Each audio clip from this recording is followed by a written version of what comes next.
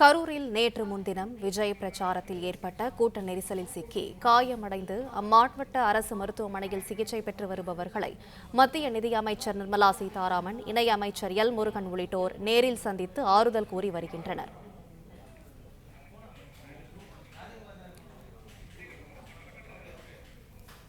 கரூரில் நேற்று முன்தினம் விஜய் பிரச்சாரத்தில் ஏற்பட்ட கூட்ட நெரிசலில் சிக்கி காயமடைந்தவர்களை சந்தித்து மத்திய நிதியமைச்சர் நிர்மலா சீதாராமன் நேரில் சந்தித்து ஆறுதல் கூறி வருகிறார்.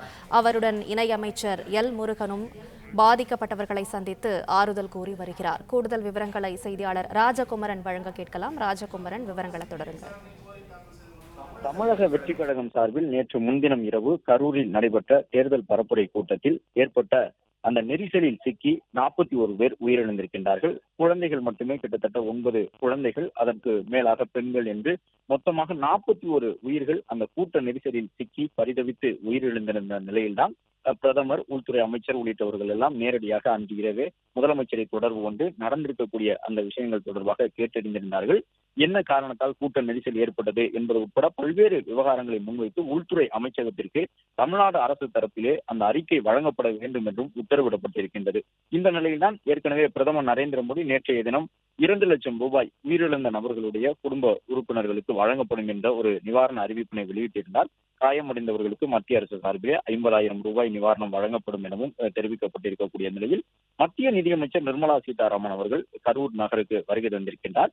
மொத்தமாக 6 இடங்களிலே நிதியமைச்சர் அவர்கள் பார்வையிடுகின்றார். குறிப்பாக அந்த சம்பவம் நடந்த இடத்தை சற்று முன்பாக சென்று பார்வையிட்டார்.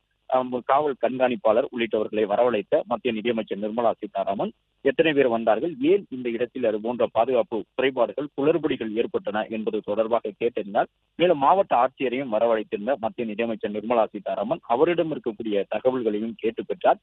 இப்பொழுது மருத்துவமனைக்கு உள்ளாக நிதியமைச்சர் சென்றிருக்கின்றார். அங்கே காயமடைந்து சிகிச்சையில் இருப்பவர்களையும் நிதியமைச்சர் சந்தித்து என்ன நடந்தது என்பது தொடர்பாக கேட்டறிய இருக்கின்றார். இதன் பிறகு உயிரிழப்பை சந்தித்திருக்கக்கூடிய, குறிப்பாக தங்கள் குழந்தையை இழந்திருக்கக்கூடிய ஒரு பெற்றோரை சென்று சந்தித்து அன்று நடந்தது என்ன என்பது தொடர்பாகவும் நிதியமைச்சர் கேட்டறிய இருக்கின்றார். மொத்தமாக 6 இடங்களிலே இன்றைய அவருடைய இந்த ஆய்வு நடைபெற இருக்கின்றது. மருத்துவக் கல்லூரி மருத்துவமனைக்குள் தற்பொழுது ஆய்வு மேற்கொண்டு வருகின்றார்.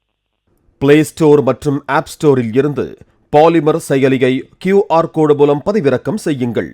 செய்திகளை உடனுக்குடன் பெறுங்கள்.